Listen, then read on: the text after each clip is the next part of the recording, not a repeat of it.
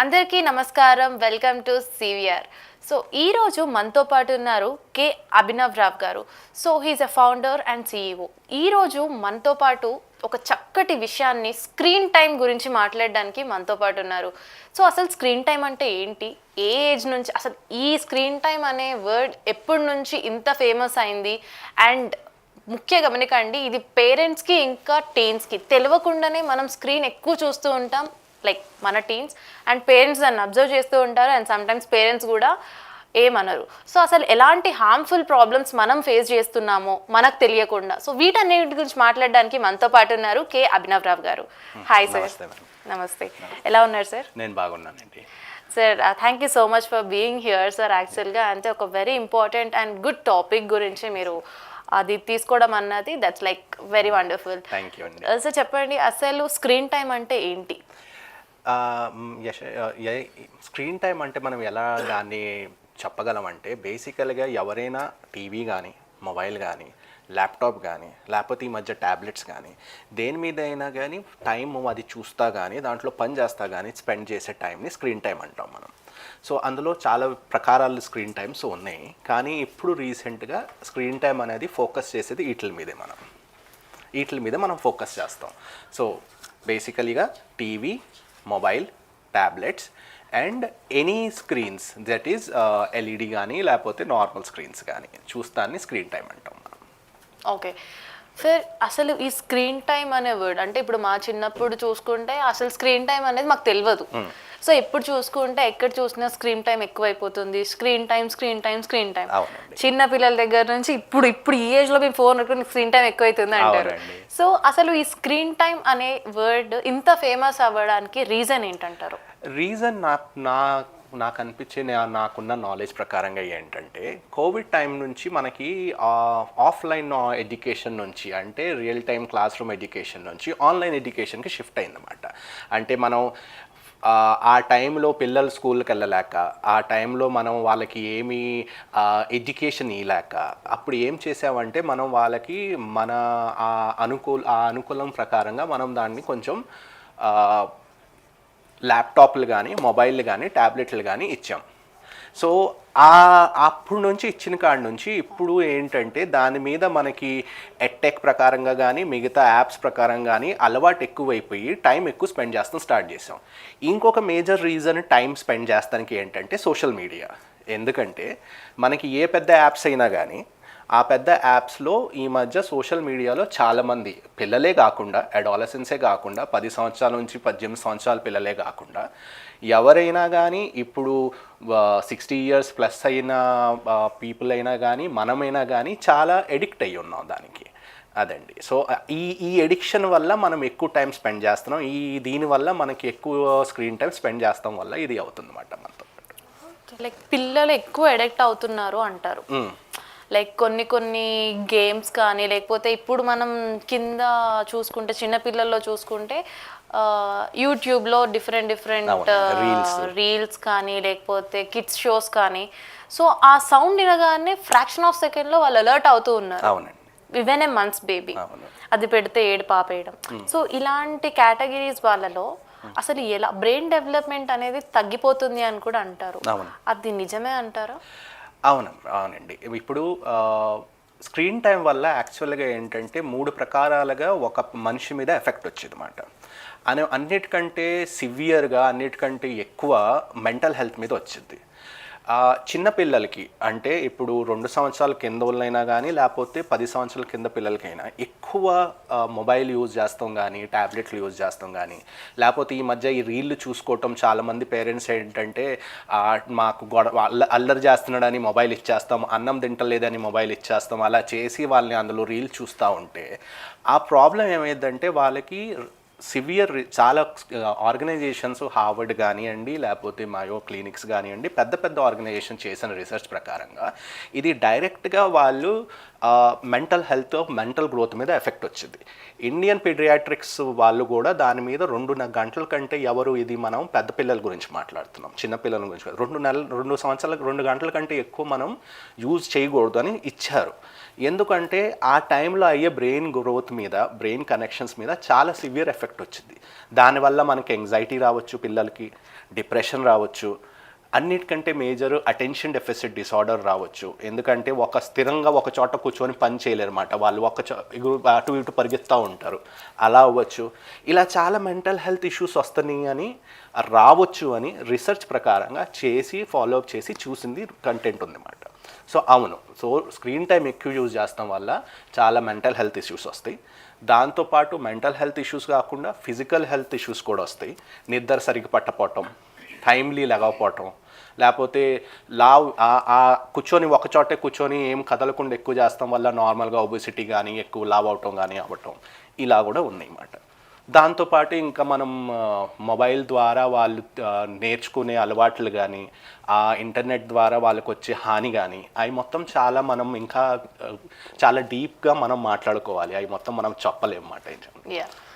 Sir, ఇప్పుడు చిన్న పిల్లలు అని చెప్పను, పెద్దవాళ్ళని చెప్పను, సో ఇన్ బిట్వీన్ అడాలసెన్స్కి చేంజ్ అయ్యే పిల్లలు ఎవరైతే ఉంటారో డెఫినెట్గా లైక్ ఫ్రెండ్స్ వల్ల కావచ్చు, లేకపోతే కంపారిజన్ వల్ల కావచ్చు, లేకపోతే పేరెంట్స్ నువ్వు ఇంత ర్యాంక్ తెచ్చుకుంటే నేను నీకు ఐఫోన్ ఇప్పిస్తాను, సో బ్రాండ్స్కి అలవాటు పడిపోవడం కావచ్చు.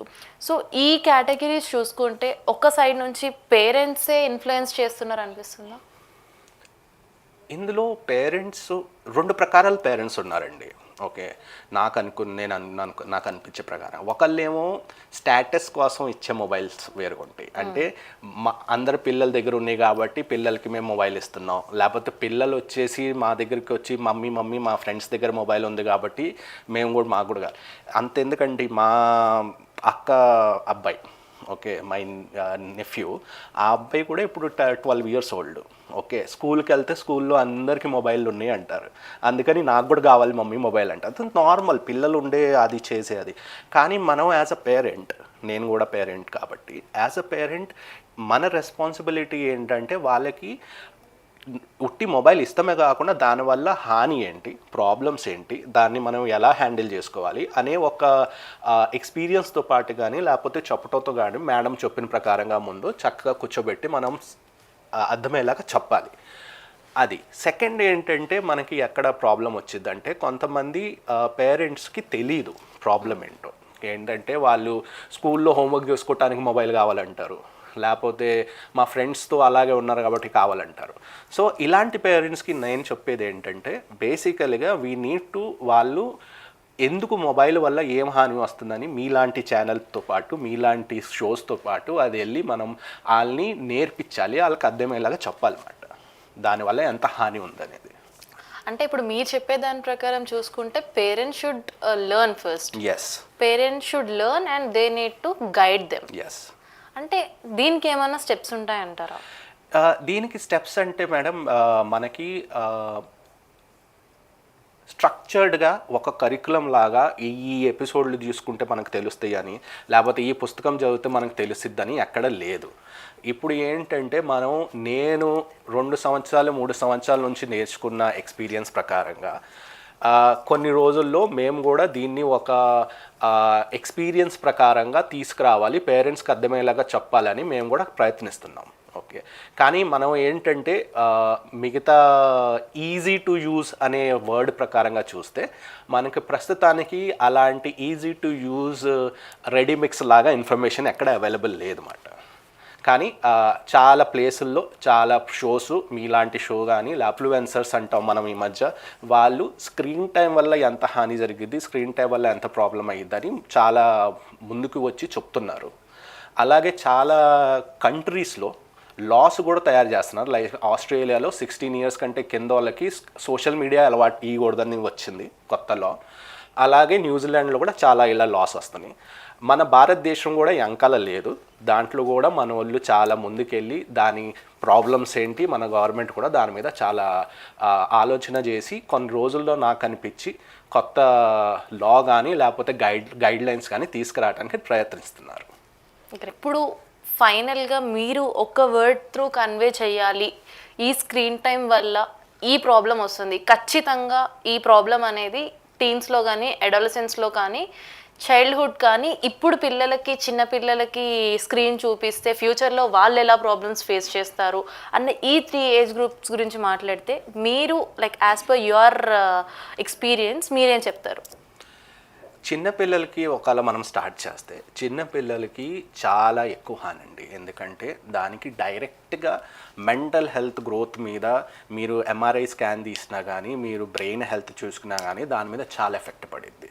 తో పెద్ద పిల్లలకి 10 సంవత్సరాల తర్వాత పిల్లలకి ఎక్కువ హాని కంటే చిన్న పిల్లలకి ఇన్ఫెంట్స్కి 2 సంవత్సరాలు 3 సంవత్సరాల పిల్లలకి చాలా అధిక హాని ఉంది.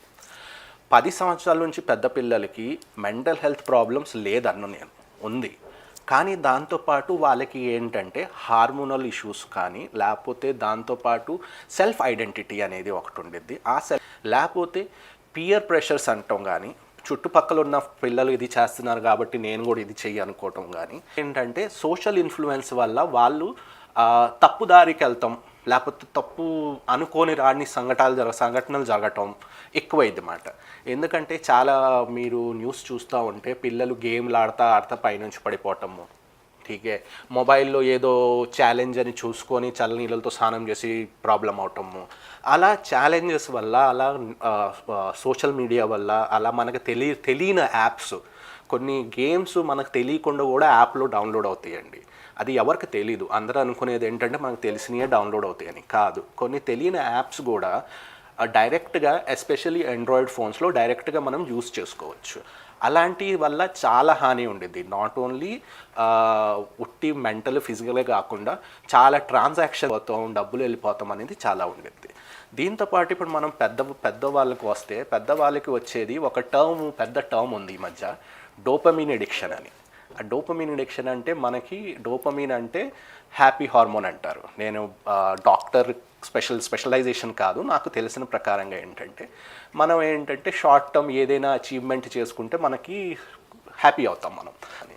సో ఇప్పుడు ఉన్న సోషల్ మీడియా కానీ ఇప్పుడు ఉన్న రీల్ కల్చర్ కానీ దాంట్లో మనం చూసుకుంటే ఆ న్యూరలాజికల్ ప్యాటర్న్ని వాళ్ళు ఓవర్ యూస్ చేయాలని ట్రై చేస్తున్నారు. దానివల్ల ఏంటంటే మనం ఎలా అనుకోని రాని డ్రగ్స్తో ఎడిక్ట్ అవుతాం, అలా సోషల్ మీడియాతో కూడా ఎడిక్ట్ అవుతున్నాం అన్నమాట. Great sir, thank you so much. అంటే ఈ స్క్రీన్ టైం వల్ల ఎలాంటి ప్రాబ్లమ్స్ వస్తాయో చాలా మందికి తెలియదు, అంటే తెలిసినా కూడా దే నెగ్లెక్ట్ ఇట్. ఎందుకు అంటే అందరు యూస్ చేస్తున్నారు కాబట్టి అందరితో మనం అన్నట్టు ఉంటారు. But like thank you so much for being here. Thank you for inviting. Thank you.